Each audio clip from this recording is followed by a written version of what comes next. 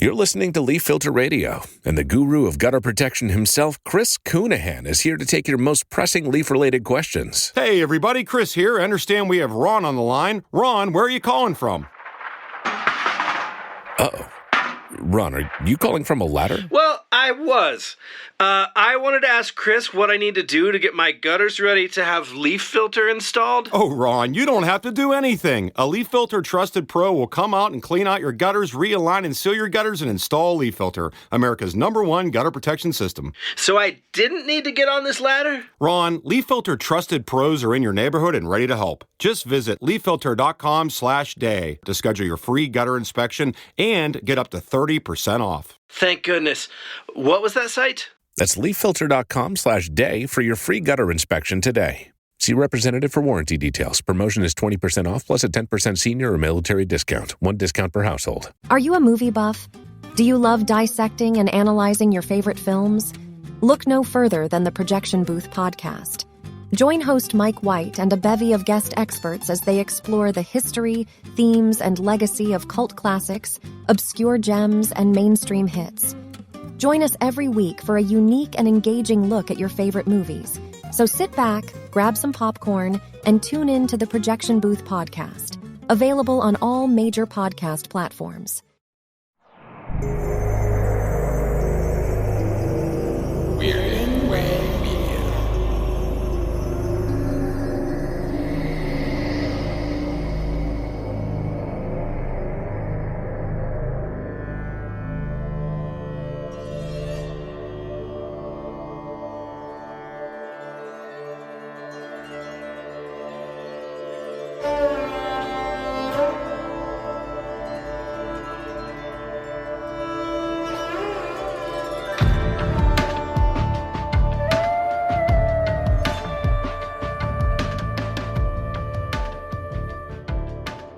Hello, everyone, and welcome to the Bollywood Cinema Club, a show where we take a look at Indian cinema once an episode. I am the host of the Culture Cast, Chris Stachiw, and I am joined by my good friend. He is one of the co-hosts of Game of Bros, House of Dragons, a show on Weirding Way Media where you can listen to us talk about, well, what else? Game of Thrones, House of the Dragon, your friend and mine, Yashar Pirasteh. Hello.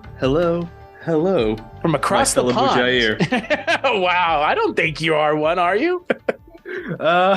No, but I did some Googling because I was confused, and we can get into that later. I was like, what's the difference between just like someone who's Pakistani and like a Muhajir? But apparently they were like rich elites from India that left during the partition. So speaking of the partition, speaking of the Muhajir, we're going to be talking about a little film from 1999 called Sarfarosh.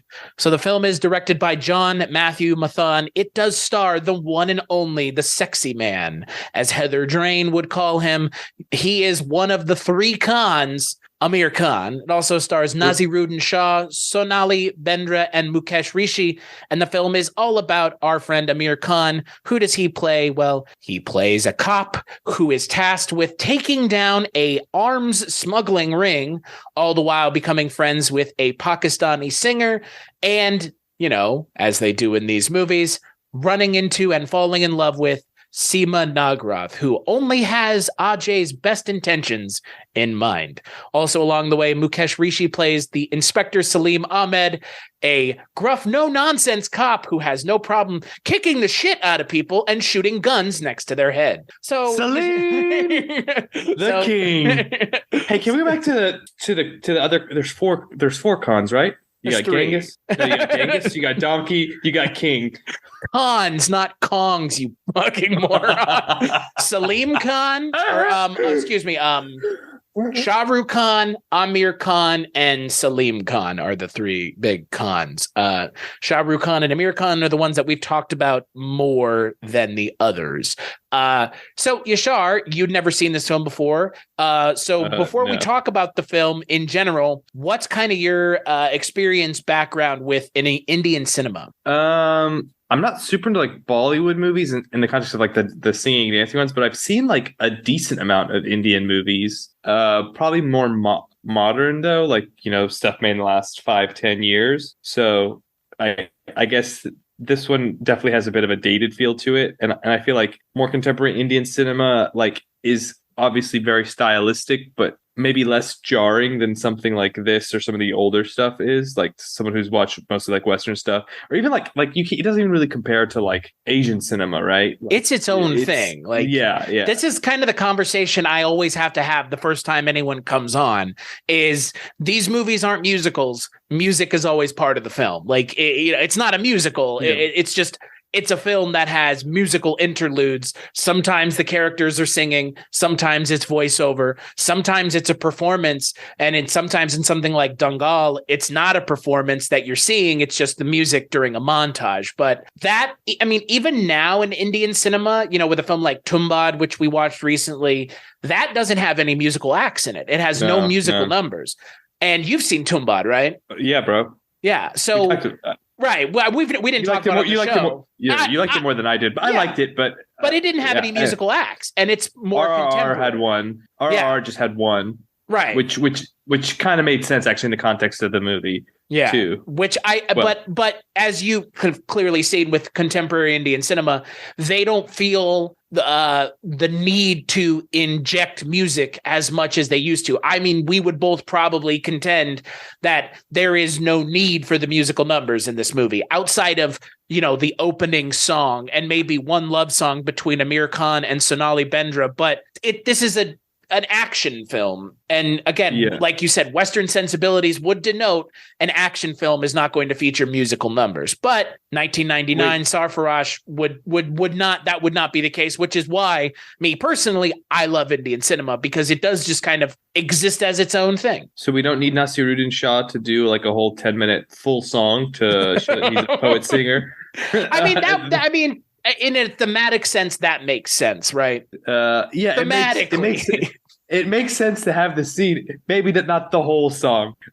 This movie you could have shaved an hour off. Easy. Well, and that is the thing about this movie. Again, it feels like it kind of falls into some of the kind of story beat traps of other Indian cinema films I've seen where it takes a while to get going. And most of the time there's no issue with that. But in this film and in something like K3G, sometimes more isn't better. I don't need more. I don't need to know every single character's minute backstory. And this movie kind of gets bogged down in that with the amount of kind of tertiary villains there are, because there seem to be like six. Yeah, there's six. There's Haji, there's Murchi, there's Baji, there's Hassan, there's Gulfam Hassan. There's Sultan Deep as well. And Viran, who we don't even get a conclusion with. I feel like this movie had a good idea. I think it's an interesting idea. I think it's kind of a politically charged concept, especially at the time, given what was going on with the Kargil conflict right after this movie came out. I think this movie's a little long, but I think this movie is a very good movie. Yeah, I mean, I think it took me a while to get into it. And I think once like Ajay becomes a bit more assertive, like when he gets really into the cop thing, it gets more interesting. You're right. Like there's way too many villains. I was a bit confused on what all the relationships were, to be honest. Like the guy in the beginning is Viran, right? Yeah. And you think he's gonna be this crazy villain, and you see him like briefly in like two other scenes or whatever, and it's just it seemed like it was trying to do a lot, and I feel like they could have tightened that part up. And the action is, You're listening to Leaf Filter Radio, and the guru of gutter protection himself, Chris Coonahan, is here to take your most pressing leaf-related questions. Hey, everybody, Chris here. I understand we have Ron on the line. Ron, where are you calling from? Uh-oh. Ron, are you calling from a ladder? Well, I was. I wanted to ask Chris what I need to do to get my gutters ready to have leaf filter installed. Oh, Ron, you don't have to do anything. A Leaf Filter Trusted Pro will come out and clean out your gutters, realign and seal your gutters, and install Leaf Filter, America's #1 gutter protection system. So I didn't need to get on this ladder? Ron, Leaf Filter Trusted Pros are in your neighborhood and ready to help. Just visit leaffilter.com/day to schedule your free gutter inspection and get up to 30% off. Thank goodness. What was that site? That's leaffilter.com/day for your free gutter inspection today. See representative for warranty details. Promotion is 20% off plus a 10% senior or military discount. One discount per household. Hello, filthy movie lovers. My name is Gentry Austin. And I'm Casey Scott. And we're the hosts of the Sin Syndicate, film podcast for something weirdos, anti-criterion bros, and Joseph Sarno aficionados.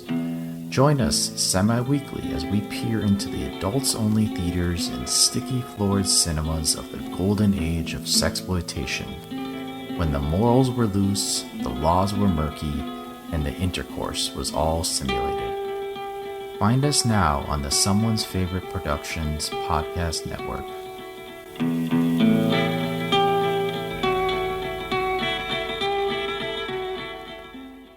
It's okay. Well, it's okay. I was gonna say, like, before we kind of let's talk about the action movie aspect of this, because we have talked about other action movies on the show. Like you've already mentioned, we did do an episode on Triple R. We are doing an episode on Thugs of Hindostan, which is Aamir Khan, Amitabh Bachchan action movie. The action in this movie is serviceable. Yeah, there's like a couple scenes that kind of my favorite scene was when he's like fucked up leg launching after the guy in the hospital. Oh yeah. That scene. I want to also shout out, like, Aamir Khan's performance was actually quite good. He was a bit of a blank slate. Like, we don't really know much about like what he thinks, other than he's like has a strong sense of justice. And also, similar to RRR, apparently no one realizes he's a cop, even though like that's his full-time job. That's that in these kinds of stories, that's a trope. I mean, that's the thing about this movie. This movie has like the trappings of Hong Kong cinema at its heart. Like it feels very much like a Hong Kong cinema film. Like you could take Aamir Khan out and put Chow Yun-fat in, like that. Realistically, like the story that they're telling is not that kind of character. Yeah, and I think it kind of underserves Aamir Khan because Aamir Khan is so charismatic. He's such a good actor. He's still working today, obviously, still making movies that plenty of people are going to see. He's still venerated again as one of the three Khans in Indian cinema. It underserves him as an actor because he's such a charismatic actor. It's like, don't make one of the greatest Indian cinema actors of all time into kind of this, like you mentioned, almost a cipher. Like, I find it hard to believe that he as a character is not in love with Sonali Bendre's Seema. Like you're fighting. I know, but he's like fighting. There's a whole thing about fighting it. And that's like another 10 minutes of the movie that kind of goes nowhere for no reason. And there's a whole musical act about, I love you and don't you love me? And I don't understand why you don't love me. And you're kind of playing hard to get. And it's like it's not a believable line of thinking in this movie that this woman is not going, like Aamir Khan is not going to just fall head over heels for this woman. Like it feels especially contrived for them to not be able to be together. Well, and they had this weird backstory where he was really into her, and then like she kind of blew him off, and then like all these years later, then like she's just like completely enraptured by him as soon as she sees him, and he's just kind of like, but I got shit to do. Right. It's not a monologue, but he has a good dialogue with Gulfam Hassan at the end that I found quite moving. But I honestly think the best performances were it was actually Saleem, Mukesh, Rishi was really good, and Naseeruddin Shah's Gulfam Hassan. Although like there's a twist with his character that was a little hard to buy, but at least they kind of just sort of justified at the end. What was hard to buy about Naseeruddin Shah's character?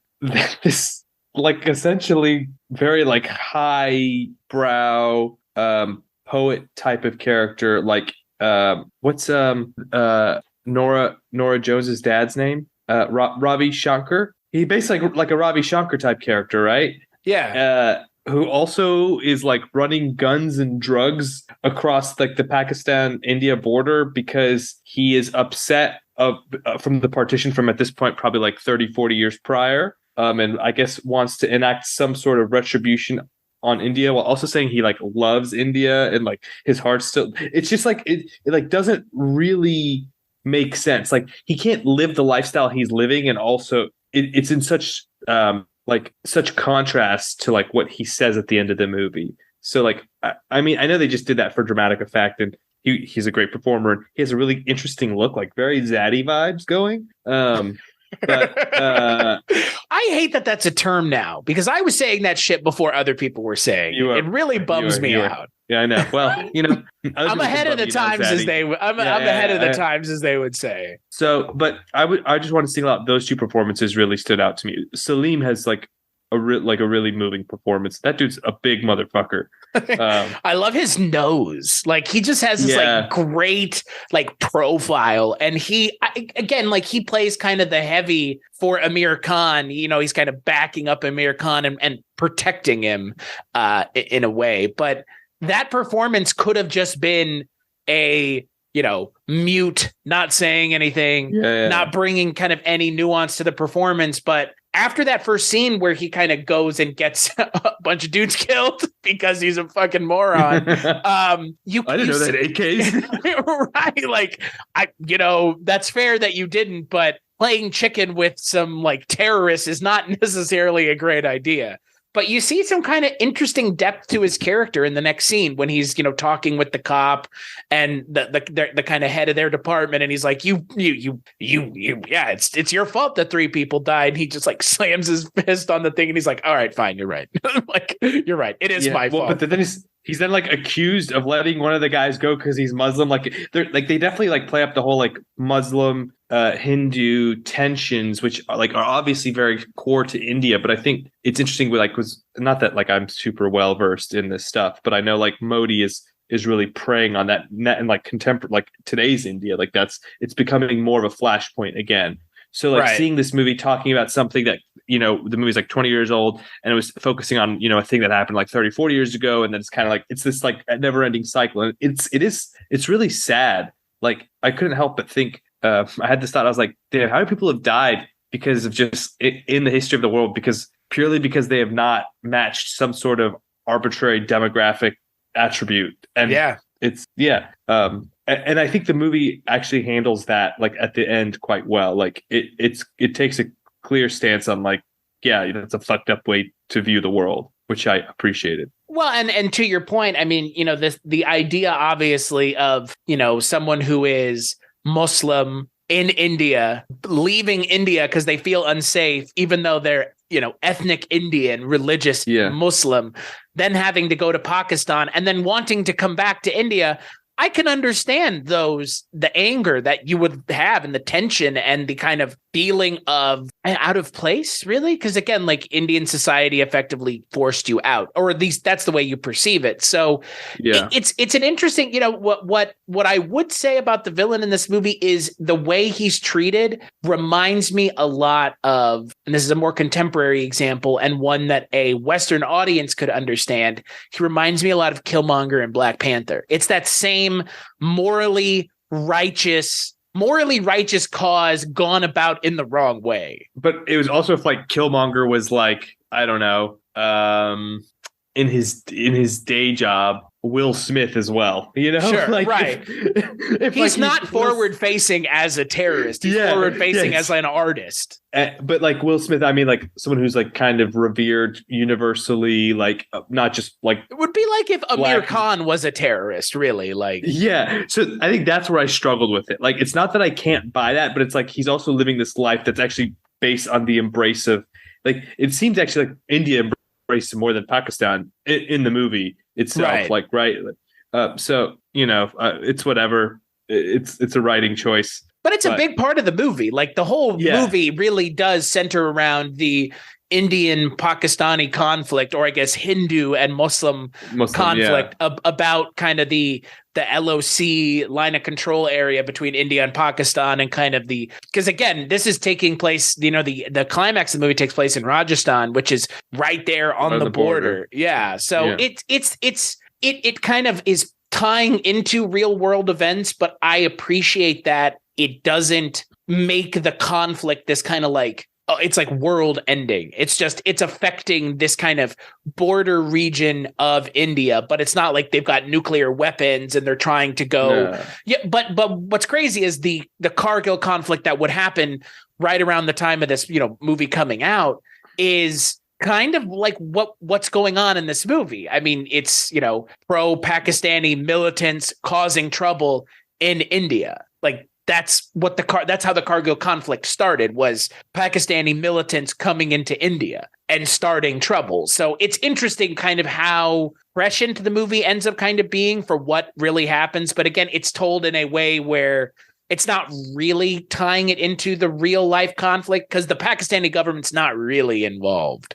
They kind of hint. It's like a rogue general right. and a diplomat. Like, I mean, maybe they have some, but it's not like the president of Pakistan is like officially sanctioning this. Right. And there's nukes like in play or anything. Like it's I like that it's a small scale conflict, but because it's a small scale conflict, it does allow for what you mentioned, the idea that like you can have this kind of, I wouldn't say unrealistic villain, but kind of a over the top high concept character of a poet who's also, helping the terrorists because it aligns with his worldview, I guess. Like, yeah, I mean, yeah. And so like the movie like starts, the first like half hour is kind of just, Ajay just chilling and meeting this girl or reconnecting with this girl and becoming friends with Gulfam Hassan. And then it becomes more of like a traditional, not procedural, but just kind of like a cop gangster type of movie. But and you get like a lot of these shootouts.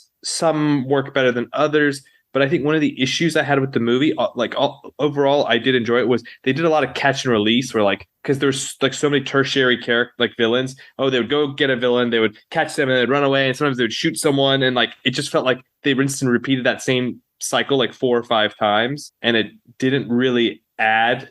Like I was just like, okay, but how many times do we have to see these guys get in a shootout, and not much new is. I mean, there's a couple different pieces, like the one at the very end, and then like the one where he broke his leg.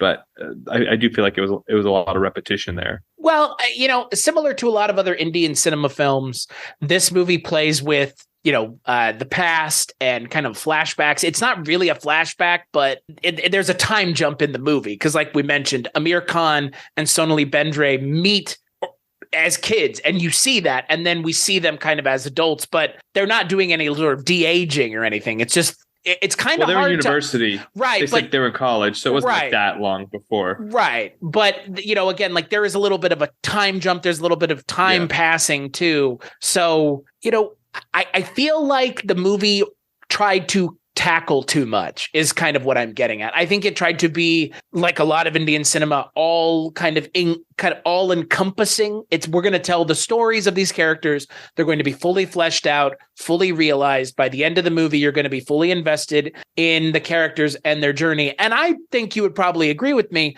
by the end of the movie, with the characters that were well written, that were given something to do, I was invested in them. Like Naseeruddin Shah's Gulfam Hassan, like Aamir Khan's Ajay Singh. But to your point, there are like 13 other characters in this movie that exist for no reason, or to be a minor set piece that is 10 minutes in a almost 3-hour movie that could have been taken out. So that's the thing. Yeah. Each musical number, each set piece is 10 to 15 minutes. The musical numbers get closer to 10. The set pieces are probably 12 to 15. You take 3 of those out, this is a much more evenly paced movie, I feel like. Because the first act, I think, is pretty good. I think the second act really gets bogged down in all these characters and just the amount of, like you said, back and forth and going to find them, and they're running away, or going to find them and we get one of them, but we don't get the one we need. We only get the one that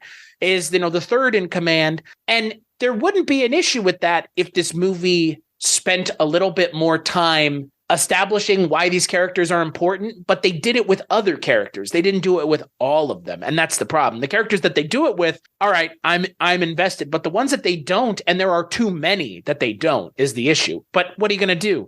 Kick this movie out another 20 minutes, 30 minutes? I mean, again, K3G is 3.5 hours long. I think by the end of that movie, Jess and Maggie and I were in the camp of that movie probably could have had 30 minutes taken out of it, because there's a character in that movie that doesn't really serve the narrative overall. This movie has a similar problem. It's a very good movie. It's a fun movie, but it just tries to do way too much with these characters. I don't need 8 sub-villains. The 1 or 2 villains is enough. And even the villains that we get at the end of the movie, they kind of only show up in the third act. at least the Pakistani general just kind of shows up in the third act, and you're like, it's the general we do see like near the beginning, and the ambassador briefly, and then the ambassador shows up again at the like nice dinner thing. But like it does take us a while to be like, who is this guy? Like, because we spend like a minute with him, or two, right? And then he becomes like kind of an important character because he's like a diplomat.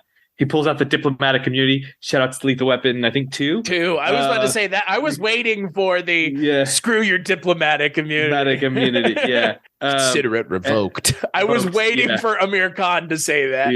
Yeah. So I think they took that from there. If they didn't, then there's no way, right? Like, and the Seema character, like she was okay, but she also doesn't.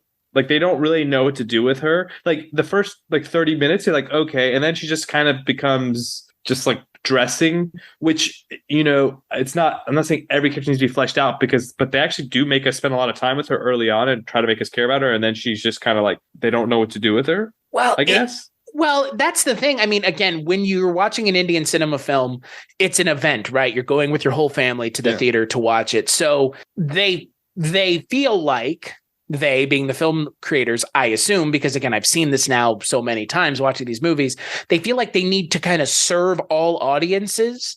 And so you've got the action. You do have some comedy in this movie, some kind of slapsticky stuff, but it doesn't need the romantic subplot. Like, it's completely underserved by the movie. Like you said, I mean, the way the movie ends is abrupt, to say the least, but we do get kind of it is abrupt. It's abrupt, but we do get kind of a scene of closure between Aamir Khan and Sonali Bendre. But throughout the movie, I don't care about their relationship because it's so paper thin.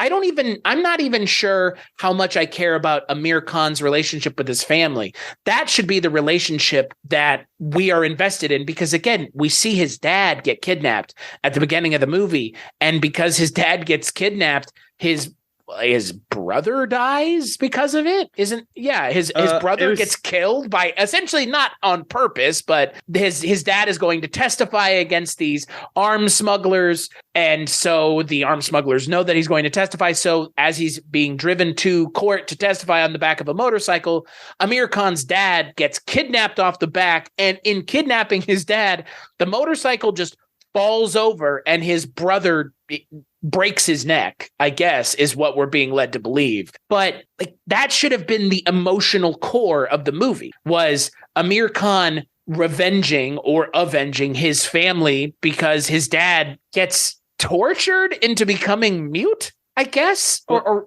beaten up so badly he becomes like, I don't understand. He's just like disabled. They don't really get to accept, like, it doesn't really matter what. It's basically something bad happened and it inspired him to become a cop, but not just like take like a cushy job, but like be like a real like hard ass. Right. Like, that's the thing you get, is like he doesn't want to just like be in a comfortable status driven job. He wants to like be there on the beat, like fucking dudes up. They do a lot of fucking dudes up. They do a lot of like just smacking dudes around and just beating the shit out of like dudes that they arrest, which I find quite funny. It's obviously not what you want your police to do, but it is amusing. To the point where there are two guys that have been kidnapped from a raid, and Aamir Khan goes, shoot him. And the guy's like, you can't shoot us. And he's like, well, shoot him next to the head. Saleem's like, wait, you don't like really want me to shoot him? And like, it is weird because you're like, wait, he would never do this. And he's like, well, just shoot next to his head. And I was like, okay. Just put the fear of God in him. Like, don't kill him. I don't know. Like, I feel like the movie should have placed more importance and more focus on Aamir Khan's family, because we see them too. I mean, they kind of show up throughout. Aamir Khan's mom comes and visits him in the hospital when he gets the shit kicked out of him. The first of like many times he gets the shit kicked out of him in this movie. He gets beat up in front of them too. Like, right. That's like a big scene. I just it's weird to me because, again, like, Seema is not even on the poster for the movie. The poster for the movie features Naseeruddin Shah, Aamir Khan, and Mukesh Rishi. So it's kind of weird to me. It it doesn't add anything to the movie. Her character doesn't add anything, and she could have. There was this moment at the beginning of the movie where she gets into the car with someone, and I was like, okay, is she going to be like involved in the plot somehow? Is Gulfam Hassan her dad or something? Because again, why not make that the case? Why not make it the case that Gulfam Hassan is her dad? And, I don't know, just give her a connection to the story holistically, more so than she's in love with Aamir Khan. She is the introduction to Gulfam Hassan, but she's not connected beyond that though. Yeah. No, she looks good though in the movie. I'll give her that. And the musical numbers aren't bad, but almost all the musical numbers exist because of her character. That's kind of the issue with this movie that you kind of already mentioned is, again, neither one of us have any issue with musical numbers. I have no issue with musical numbers in Indian cinema. Obviously, I love Indian cinema, but I would contend that some Indian cinema films don't necessarily need them. And this is a prime example. I think if you take her character out, and in taking her character out, the musical numbers come out, that's like 45 minutes of this movie gone. And then it's a 2-hour movie. And it's probably a little bit better paced. It's probably a little bit better written because you don't have to take part of the story and give it to her character or involve her character in a really ham-fisted way, which is actually more what it is than anything else. I'm kind of surprised she didn't get kidnapped at the end of the movie and held hostage. Like that's the level of kind of uncreative writing with her character that I was expecting. That I was expecting her to be the damsel in distress and Aamir Khan was going to have to save her. And to be fair, if you're going to introduce a character in this kind of movie, how isn't that what they did, frankly? It's I don't know. Maybe they had another idea. It's like part of me wants her more fleshed out. The other part wants less because just the movie is so long. So it's so long almost because of her character solely. Because I don't think any of the stuff with Aamir. I mean, again, I don't think any of the stuff with Aamir Khan and Naseeruddin Shah. I think that's rather entertaining. The stuff with Aamir Khan and Mukesh Rishi is entertaining, but her character is rather underserved by the plot. And then you have needlessly complicated amounts of villains who have these complex working strategies together, and at some point they even talk about self-driving camels, more or less, camels with autonomy that they can take arms across the border with. Oh yeah. It's the kind of most convoluted fucking plot I've ever heard, but okay. The camels were dope. Literally, they're dope runners. Well, they would be dope runners if they weren't running arms. So, did you know? I was reading about the director. What's his name? John Mathew Matthan. And it's weird. This was like his first full movie that he directed. It was quite, I guess, successful, but he's barely done anything after that. It's. Do you know anything about that? Bit odd. You would have thought he would have had a pretty big career after this movie because it was well received. Yeah, I looked. It doesn't say much. He made some 2 other movies, and those movies didn't seem to be as successful as Sarfarosh. Yeah, but even like the gap between Sarfarosh and his next movie was like 8 years, which is like it was six years to Shikar, and then then it would have been 8 years to a New Love Ishtari, which came out in 2013. But neither of those movies are action movies. Shikar is a drama, and A New Love Ishtari, obviously from that title, is a romantic comedy, probably, or a comedy drama at least. So they're all romantic.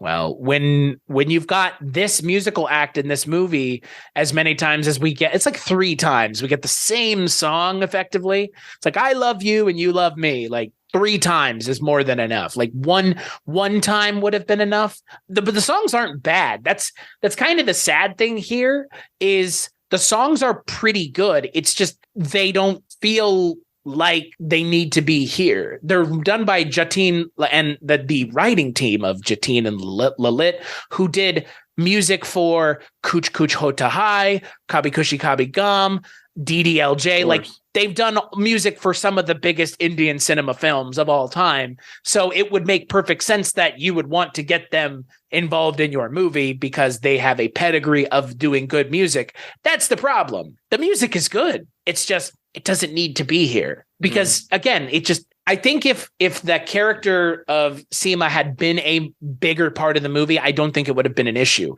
But because she feels like such a tertiary character herself, I kind of am just like, this is not interesting. Let's get back to the stuff that is interesting. Let's get back to Aamir Khan. Let's get back to Mukesh Rishi, because you're taking time away from them by giving her screen time, even if it is with Aamir Khan on screen. And she's not a bad actress. It's just, what is the point of her being there? Yeah, no, I totally agree. Did you notice the action sounds that they were using when people fell down? It drove me nuts. It just sounds like a bag of potatoes or something. It sounds like Mortal Kombat noises. It sounds like fighting game noise. It sounds like a fighting game that you used the pre-made assets for. It's like what they think people falling down sounds like, but it's not like. and I think I mentioned this earlier, but it seemed like the whole thing was just like 80, like it was well dubbed, but like no one's actually talking. Like it's clearly them going into the studio after redoing the dialogue. At least that's how I felt listening. In a couple scenes, there definitely were. Yeah. So the sound design was not good. I would say that it was just like they used the same sound effect over and over again. Like it worked once, maybe, but like at the end of the movie, when Naseeruddin Shah unalives himself, the sound of him falling down is himself. That's what's supposed to untriggering. That is the same sound effect that they've used over and over again. Like a shish kebab. So let's talk about that last scene. The last scene of the movie, I feel like is really interesting. So you have kind of this Mexican standoff with Aamir Khan and Mukesh Rishi, kind of with everybody else held hostage. Everybody else being the pepper vendor / fortune teller / was he above or below the Murchie? Yeah, I was like, is he more or less? It's hard to tell. I have no idea. The hierarchy is unclear to me. We need to get The Rock to give us the hierarchy of power, because I couldn't tell what it was. But you have him. You have him. You have the Pakistani kind of the diplomat, and then we have Gulfam Hassan, Naseeruddin Shah's character, and the jig is up between the three of them, and Aamir Khan essentially goes, all right, Pakistani diplomat, kill Naseeruddin Shah and you get to go free. Because he's like diplomatic immunity, and I can't kill you. He gives him an empty gun and gives Naseeruddin Shah a gun and gets Naseeruddin Shah to shoot him for him. Okay, before we get into that, they're literally being shot at in Gulfam Hassan's house, right? Yeah. His manor, his palatial estate.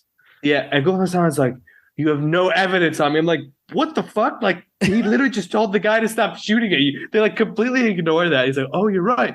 We don't have evidence. I'm like, except for all of the guns that they're using to shoot at you. But anyway, I had to point that out because I found that absurd.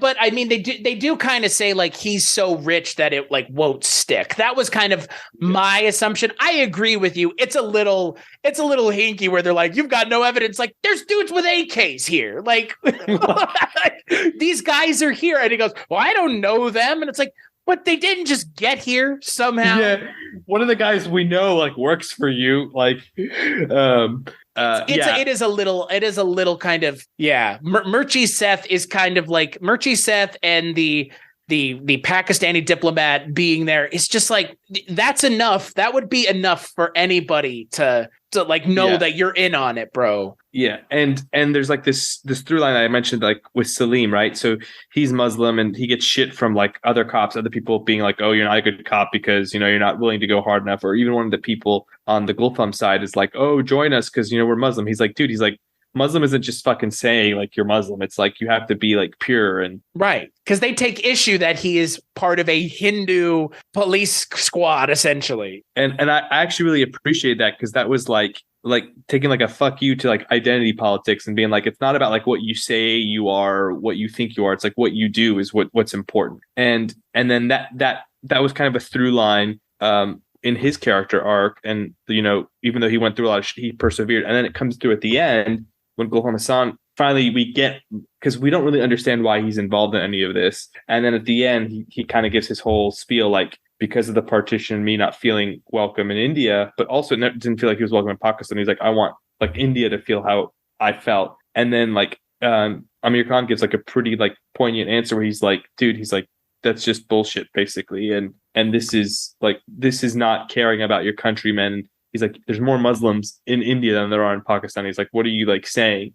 You're hurting your own people. And he's like, guns don't see religion. Like, we're all people, like we're all in this together. And I find that moving because it was saying like, yeah, we need to move beyond this. Like this, it's a very specific to India and Pakistan thing, like this Hindu Muslim conflict, and like actually move together and like try to solve problems and not just continually try to put in these, it's like this, it is an arbitrary divide that's just consumed them for years. Well, and it's an arbitrary divide between Pakistan and India. Yeah, that the British put. Yeah, no, yeah. I mean, yeah, and it's crazy. Just like something like that, like literally will cause millions of people to die, and it's like, and it's not like a World War II scenario. Like it's for no reason. It's just like it's not like you're going to kill a bad guy, so like we have to mobilize. It's like no, it's just because people are shitty and stupid and irrational, and you know other people like fuck their country and they're left to pick up the pieces, and it's tragic. Yeah, I know, I agree, and that's why I was saying, like with Gulfam Hassan's character, like he has a point, right? Like it's not okay for someone to not feel like they have nowhere. Yeah. Like I was saying, with similarly to Killmonger, like you go about it the wrong way. Like you go about it through violence, through malice, through instilling fear in people and making people feel the same way that you felt, as opposed to rising above it and moving past it. And like, I think it makes him an interesting villain, where you kind of wish you had spent more time with him in the movie, but you appreciate the amount of time you do get to spend with a character who, again, he never really even gets his hands dirty up until the end of the movie. And though there is that scene with the little goat, which is just kind of strange and off-putting, obviously. Yeah, because they imply he hurts the goat, but then he's like, oh, no, I would never hurt. I only kill humans. And then he also orders the killing of a guy who failed him. But then when he shoots the diplomat, he's like, oh, I've sinned. And ACP Rathod, or what is basically like, dude, you are putting guns to people's hands and getting them killed. Like, what is the difference? Right. And I do think that's like it's such an obvious thing, at least to me as a viewer, but I think we see that play out actually quite often just in the real world, where, you know, leaders and stuff do that kind of shit and be like, oh, my hands are not dirty because I didn't pull the trigger. If anything, it's even worse, because not only are you putting the weapons in those hands, like you're the reason for all of this bloodshed and this death. And if like you didn't do anything, it wouldn't happen. So, and clearly you're unwilling to pull the trigger yourself. Yeah. And he calls him out on it.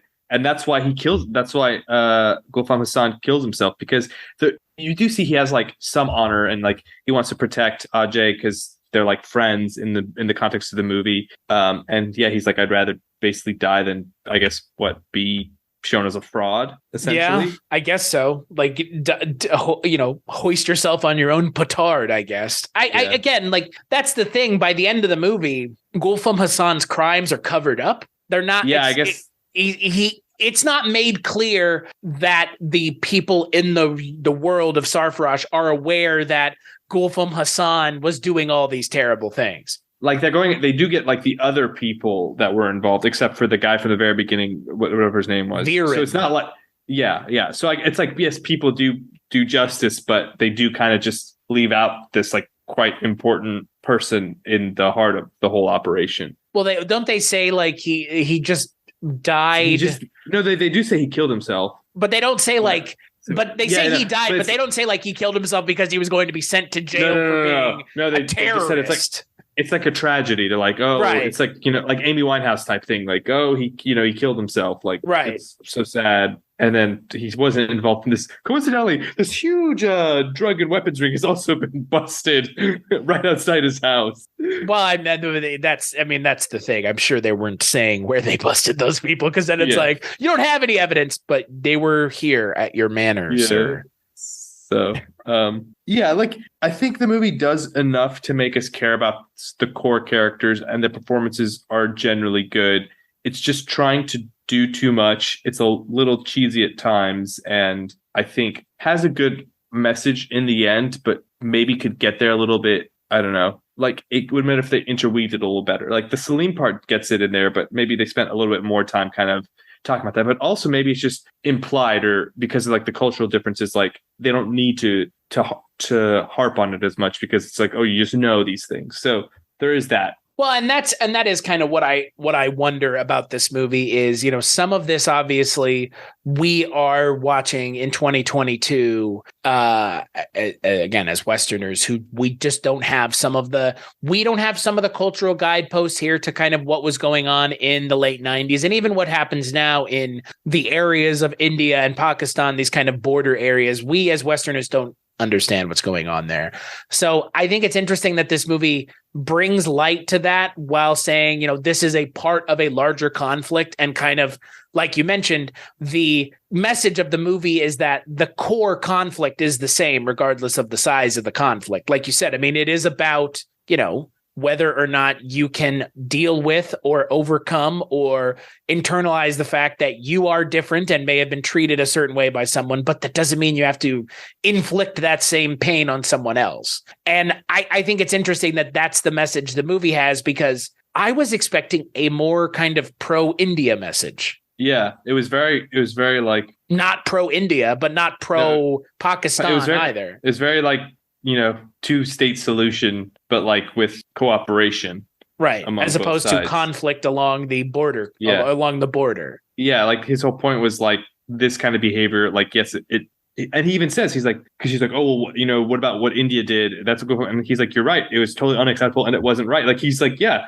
He's like, so I don't want to perpetuate that kind of behavior. Like, we can put a stop to it. It's kind of actually, I think, in like a larger way of looking at like generational trauma that's like passed down in like families. It's kind of like the same shit, but like through a society, right? So instead of, you know, you grew up with a fucking abusive household or dad or whatever, or uncle, or it doesn't matter. And then you just learn that behavior and you keep passing on instead of saying like, oh no, that's fucked up, I don't want to keep doing that. It's like, yeah, it was fucked up what happened with India and Pakistan and like during the partition and in like all the like separation and the persecution of Muslims here and the persecutions of Hindus there. And it's like, let's not do that. Like it's like, and it's like Gulfam Hassan doesn't even think, it's like, oh, that's an option. And that's like what this guy's been trying to do. He's like, I'm trying to do this not for Hindus. I'm trying to do this for like Indians, like my people, like everyone is my people if you live here. Right. Regardless of religious background. Yeah.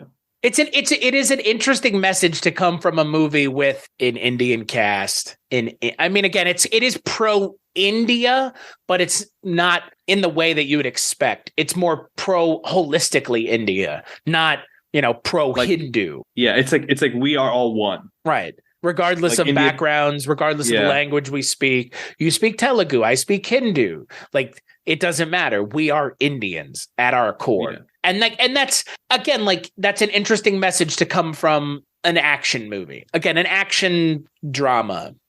Yeah. And like, there's always people trying to like differentiate, like people call Saleem a Muslim, or they call the Pakistanis especially call Gulfam Muhajir, like as if he's not like a true Pakistani like person, like, you know, like he is othered by the people he's supporting. But he makes a point to point out that he's not until he is at the end. Yeah. With the Pakistani diplomat is like, but you're a Muhajir, and he's like, God, like, God damn it, like up until this point I wasn't, like. Yeah. So they do highlight all the different ways, and even the Seema character says, like, she's like, what is a Muhajir? Like, we keep, like, she's not even familiar with it. Like, they're just trying to differentiate him in a way that like is alien to, I guess, the young people in that time. Well, and I mean, again, like, even for us Westerners, it's really hard to understand what that means to be someone who is, you know, again, it's like you're Indian, but you're Muslim. Like you're displaced because of your religion. I guess the Muhajir are kind of like the Uyghurs in a way. I guess, but yeah, I mean, I don't know the context of the movie, but considering he did say they had that big like palace, it does, when I did my little Wikipedia research, like I said, it did say like the Muhajir were a lot of wealthy Muslims in India that went to Pakistan to I guess avoid conflict or they were displaced. So it does seem like he fits in that based on his little background that we know, and he has like obviously a lot of familial wealth, or had before it was I guess had this giant manor. I mean this. Yeah, it's huge. Yeah. But they're seen as the most educated and literate ethnic group in Pakistan. So again, it's interesting because I didn't even know the term before I watched this. Me neither. Before I watched this never movie. Heard of it. Yeah. And we don't really have an equivalent in our country. Not of like Mujahirs, no. I mean, I guess the initial pilgrims who came over could be considered similar in a way. Yeah, I mean, but they never went back. They didn't go. I mean, I guess some people did go back, but those people are now just considered like expatriates if you're an American living in Britain. But it would be like if like a Christian came to America now and they were like a white Christian, but also like sort of not disparaged, but like differentiated. It is like almost like it's like a weird, because it's like a Muslim with Indian roots would be like most of Pakistan anyway. So it's like, it is weird. They still manage to differentiate themselves from like, that's kind of what I'm saying. It's all arbitrary. Like, it's like you're really, it's all the time that they came is what it seems like. Yeah. Yeah. It's like, you're really like working hard to like put people in these like boxes that don't mean anything. And I think that was what really stuck with me in the movie. It's like we as a species, like we'll just come up with all kinds of crazy shit just to say like, you're not like me, because it's easy for me to treat you differently if I that's how you rationalize treating people differently. Well, they are not like me how are they not like you? It's like, well, like we're both Muslim and like, yeah, we're from this area, but like, oh, he came at this slightly different time. He's from this side of the line. I'm from that side of the line. It's just like, okay, sure. I hope you never take a 23andMe because you're going to be heavily disappointed. Well, and that is the thing, like you mentioned. I'm glad that the movie doesn't just leave it with Aamir Khan and Naseeruddin Shah. I think the smartest thing about this movie, one of the smartest things, is the Mukesh Rishi character being Muslim and giving him that back and forth with Haji, which I think is like one of the three kind of scenes that stick out for me in this movie. Yeah, that was a really good scene. Yeah, because you've already mentioned, I mean, you have this back and forth of like, you're not a real Muslim if you don't turn your back on Hindus and hate them. And it's like, no, my conscience is what's driving me, not this perception of you being Muslim and me not being Muslim. It's like, it's all inside. That's what matters, not what you're fronting as, not what you're claiming to be. And I think it's so smart to do that in this movie, because again, like it just kind of further reinforces the point without really beating us over the head with it. Yeah. And I mean, there's an analog to like America or like the Western world. It's like, oh, you're not a Christian if you don't support Donald Trump or like the Republican Party or like, or Israel. Israel. And it's like, no, it's like, you're not a Christian if like you don't support helping the poor or like, forgiveness, like the fundamental, like that's the fundamental tenets. Yeah. It's like these things that, in a lot of these religions generally come from like a good place, and they're just like co-opted by these people to just mean bullshit and like basically get people to become mindless drones. And it's a problem, and it was a problem historically, and it's still a problem. And I think that scene like encapsulates like, no, like that's not what it means to be a person of faith. Essentially, blind following of religion is not healthy. Yeah. But also letting your personal beliefs corrupt and twist the religious tenets into something of your own is, like you said, it's exactly what that scene is talking about. And in a lot of ways, the movie in general, it's weaponizing your religion to your own end, right? Yeah. Yes, Naseeruddin Shah is I guess he works for the Pakistani government. Like, again, like it's kind of hard to tell. Right. There's so many layers. There's so many layers of like people between the most senior person we see is a general in Pakistan, and he's working with a diplomat. We don't know if it goes any higher than that. Although general is pretty high, but it seems like he may be kind of, I don't know, rogue-ish, or maybe like they're equivalent of their CIA, and somehow they've turned this guy into like one of their agents, and he's down with it because he's upset about how things were handled years ago. But like, why him? It's kind of weird.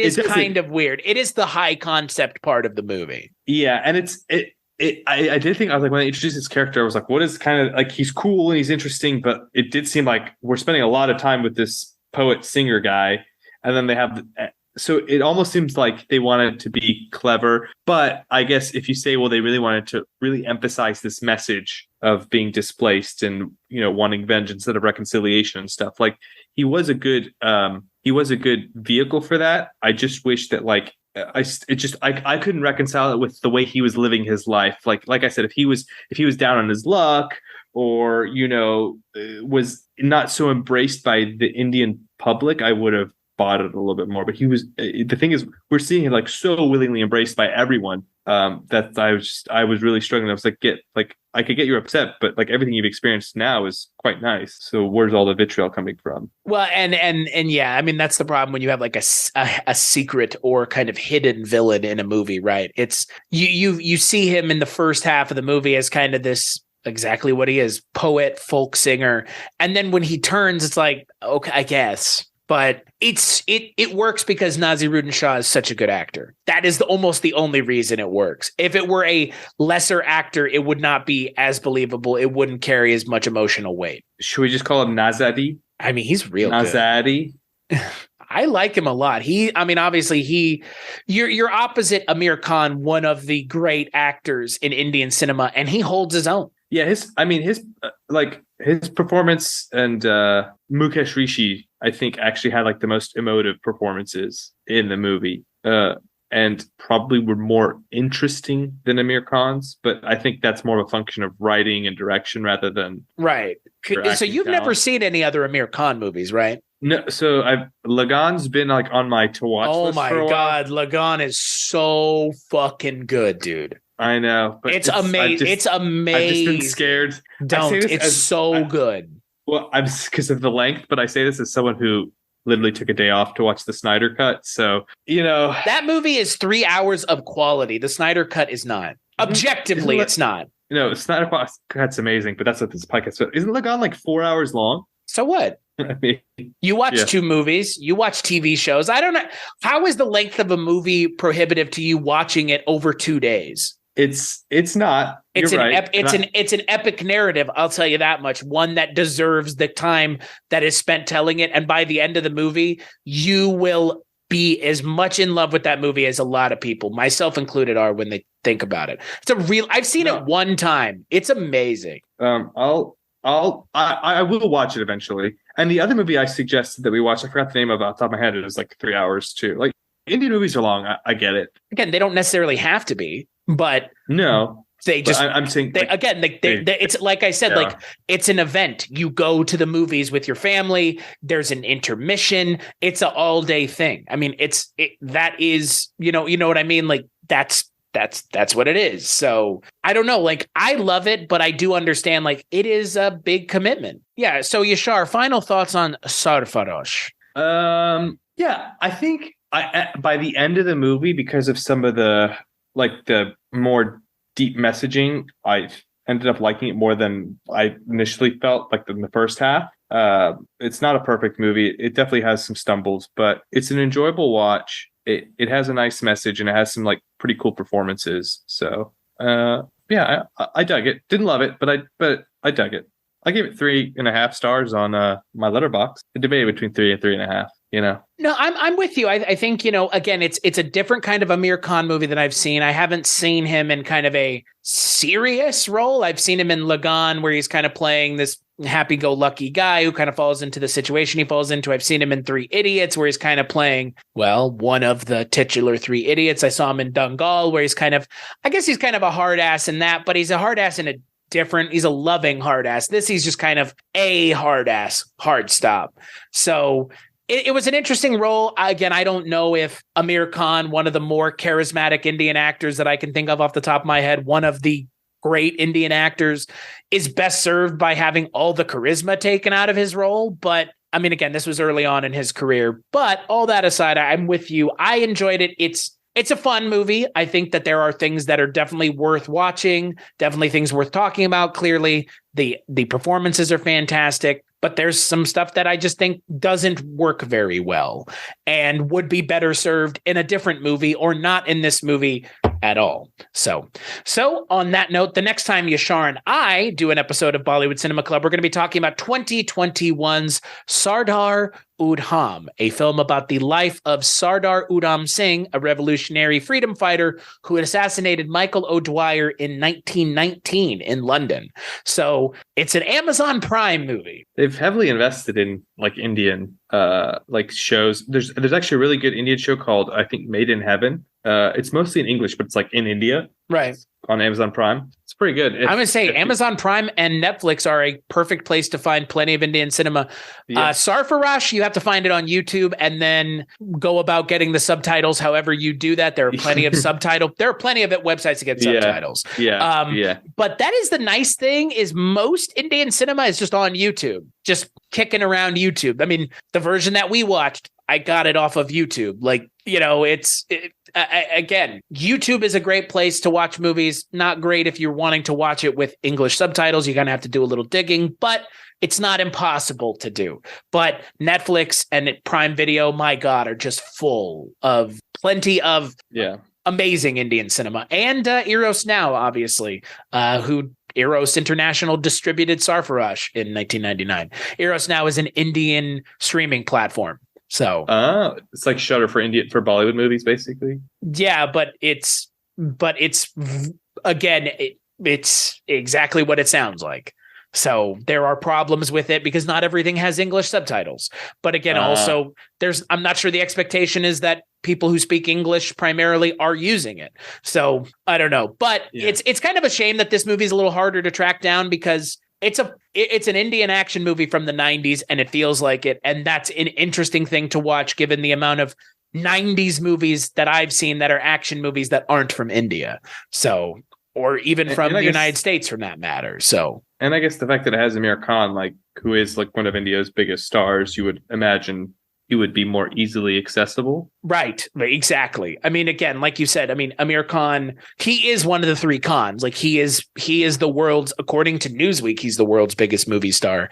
But I would be hard pressed to disagree, given that I know how big of a following he has in mainland China, even. So he's massive in China, as big in China as he is in India. So I saw he has like some like honorary title from like the government in China. Well, he helped ease. I want to say there was something when we were talking about Dangal about he helped ease tensions with China as an Indian citizen. So he's just like, yo, he was basically did as Rodman tried to do with North Korea.